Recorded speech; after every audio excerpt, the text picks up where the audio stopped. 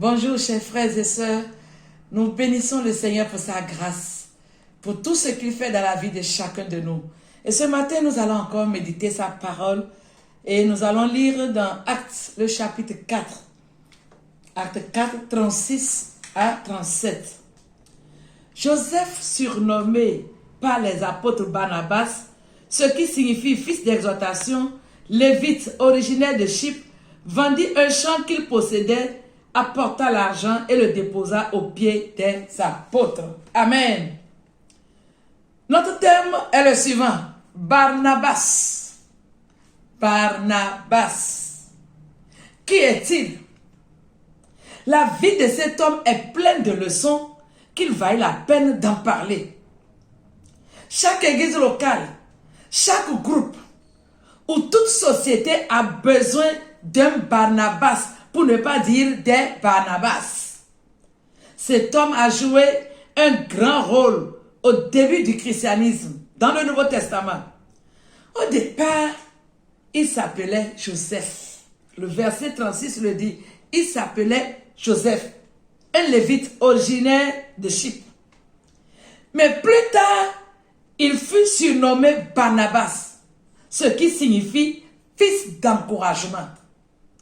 Et à travers sa vie, nous allons voir pourquoi les autres l'ont appelé Barnabas, fils d'encouragement. C'est partant des actions qu'il a eu à poser. Les autres ont observé Barnabas et ils ont vu un ministère d'encouragement dans sa vie qui a marqué beaucoup de personnes. Et finalement, ils ont dit, toi, on va t'appeler Barnabas, fils d'exhortation, ou bien celui qui connaît encourager les autres.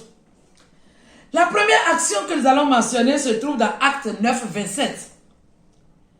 Lorsque Saul est converti, le grand persécuteur Saul converti, la toute première fois où il est venu à Jérusalem, la Bible dit, les autres avaient peur de lui. Personne n'osait s'approcher de lui. Et c'est tout à fait normal.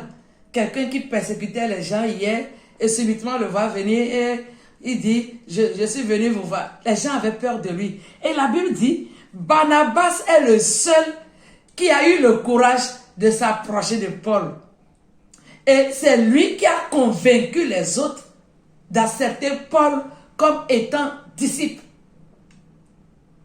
Imaginez un instant, si Barnabas n'était pas là, que se serait-il passé? Est-ce que les autres auraient accepté Paul comme disciple? Et que deviendrait le ministère de Paul si personne ne l'avait cru et personne ne l'acceptait? Quelle leçon nous pouvons tirer là? Dans nos églises également, il y a des personnes qui sont comme Saul.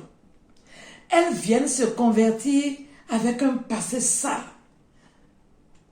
Elles sont venues à Jésus, mais elles drainent derrière elles un passé qui n'est pas élogieux. Ces personnes ont besoin des Barnabas, des gens qui font les accepter, les encourager, les aider à continuer la vie chrétienne. Ils n'ont pas besoin des juges. Des gens qui vont toujours leur rappeler leur passé. Malheureusement aujourd'hui, beaucoup dans l'église aiment rappeler le passé des autres, empêchant ces derniers de s'épanouir dans le Seigneur. Et la culpabilité les écrase. Soyons des Barnabas pour aider les nouveaux qui viennent à Jésus. Deuxième action de Barnabas. Barnabas est celui-là qui a accepté prendre Marc avec lui alors que Paul refusait. Marc avait suivi Paul et Barnabas dans leur premier voyage missionnaire. Mais en cours de route, Marc les a abandonnés.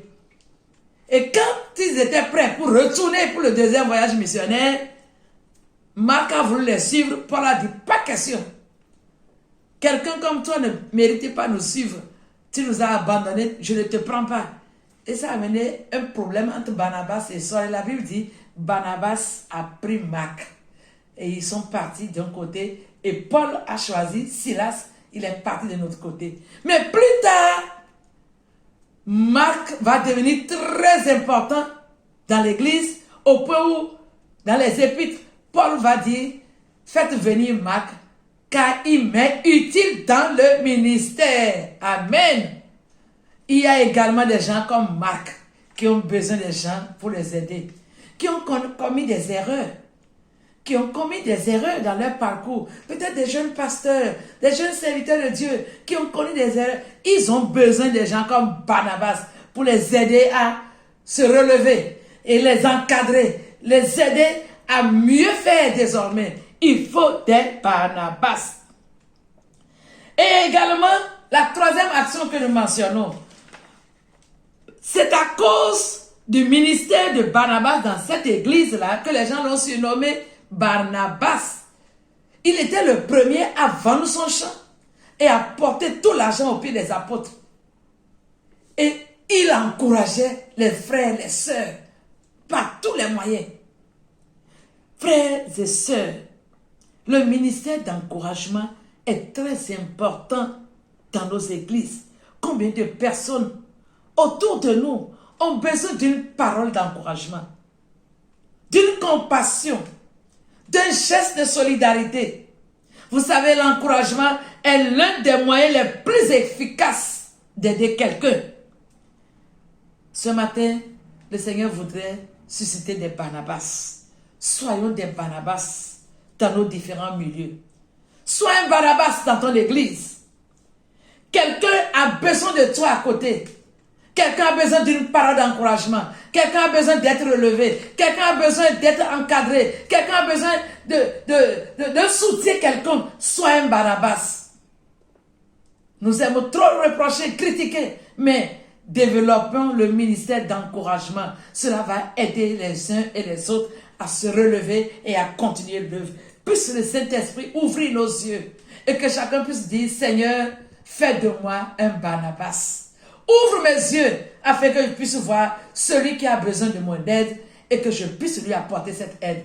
Que le Seigneur vous bénisse. Bonne méditation à chacun de vous. Shalom. Tu résous mes problèmes, ô Dieu éternel.